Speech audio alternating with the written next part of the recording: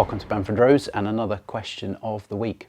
Before we get started on this question, it really helps us if you can subscribe to our channel, click us a like and comment about what we feature today. The content that we put out here, everything we do on social media is absolutely free of charge. We will never monetize the channel or have adverts. All we ask is you give us a subscribe for our efforts. Without further ado, here's this week's question of the week, which is, what are the real side effects of the thermostat failure in the Aston Martin V8 Vantage 4.3 or 4.7? Here's a picture of the thermostat.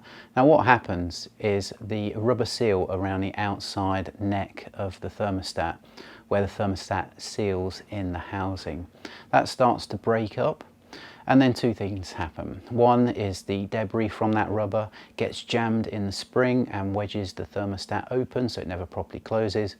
The other, in worst cases, is where that rubber is degraded completely. So now the thermostat is not sealed in the housing. And in both cases, whether the thermostat was jacked open a little bit by some rubber debris or the seal is completely gone, the end result is still the same, which is a significant part of water volume goes past the thermostat. So the thermostat isn't properly doing its job of closing and limiting water flow through the system so that the engine gets hot. And then when it reaches the predetermined temperature, typically 90 degrees, the thermostat opens, allowing circulation. So with the rubber seal degraded and there being significant water circulation, the engine never really gets up to full operating temperature. This is really common on V8 Vantage, and it's quite wise on your own car to start from cold, and then certainly within a few miles, certainly within, depends how far you've driven, but 2 or 3 minutes, you should see that gauge start to rise quite quickly and get to halfway on the coolant gauge on the dashboard. When the seal starts to degrade, allowing water flow through the thermostat before the engine is reached its normal operating temperature, what you'll do is probably just see the gauge start to hang up about 1 bar below the fully warm or the middle set point. In worst cases, you could go for a 30-minute drive and it literally is a quarter of the way between cold and fully warm. However, this should really be picked up by whoever is doing your servicing, because on road test, the time to reach fully operating temperature, normal operating temperature, should form part of a road test. Now, as development engineers here, road test to us is second nature. I can quite empathise with your normal garage technician taking a car out on a road test. They're road testing it from more or less a layman's perspective. It's much different than a design engineer's, development engineer's road test. Perhaps they've got a novelty factor as well of driving cars, where most of us here have been driving around in Astons, myself literally for 18 years, well over any novelty value of driving an Aston. So whilst they're swept away by that novelty of driving your Aston on test drive, probably quite easy to miss that the coolant gauge is like 1 bar below normal operating temperature. On the particular car that I'm going to show you the side effects of running prolonged with thermostat failure, probably that was the case. The car came to us with a fault that the prolific Aston brand seller couldn't fix, so it had to come here for our attempt to fix it, which was another one of those classics where the other outlet had had the car for about 2 or 3 weeks, and quite literally 2 or 3 minutes in the car park, well less than that actually, I'd say 20 or 30 seconds in the car park we'd fixed the problem. The problem was easily fixed, it was just an earth strap, so we can't claim that we're rocket scientists or anything for fixing that car's problem.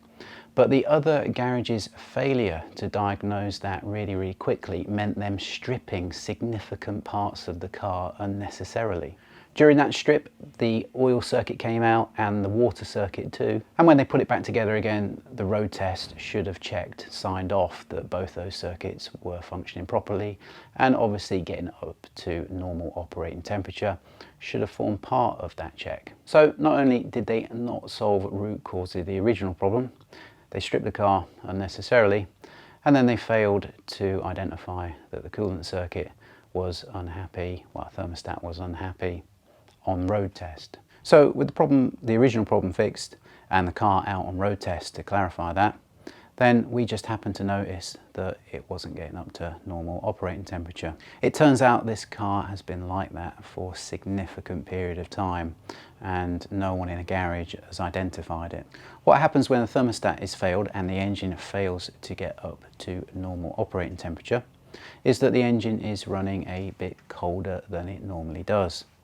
What that causes is the engine to never come off its cold start enrichment phase. So the car is running rich, it's running overfueled, and it's running that permanently. That causes an excess of hydrocarbons, unburnt fuel in the exhaust gases, which travel downstream into the catalyst, which is very hot, typically 900 degrees, and then that fuel vapor is going to combust on the face of the catalyst. Fortunately, a V8, the catalyst is quite a way downstream, and the likelihood of ingestion of the cat debris is very low. But allowing to be run over rich for that significant period of time, the fuel vapor being burnt on the face of the catalyst has completely failed the catalyst. As you can see on this catalyst, the matrix, the honeycomb matrix, is completely molten. It's broken up and the molten segments is obviously reducing gas flow. Now the next one. This is from the other side, and as you can see, the catalyst is completely missing. The fuel vapor has exploded on the catalyst, broken up the ceramic matrix, and instead of being inside the catalyst can, the ceramic catalyst matrix is now probably residing either in the silencer or on some pathway somewhere. The thermostat seal kit is approximately £65 plus VAT. Probably half an hour's labour is fair to install that.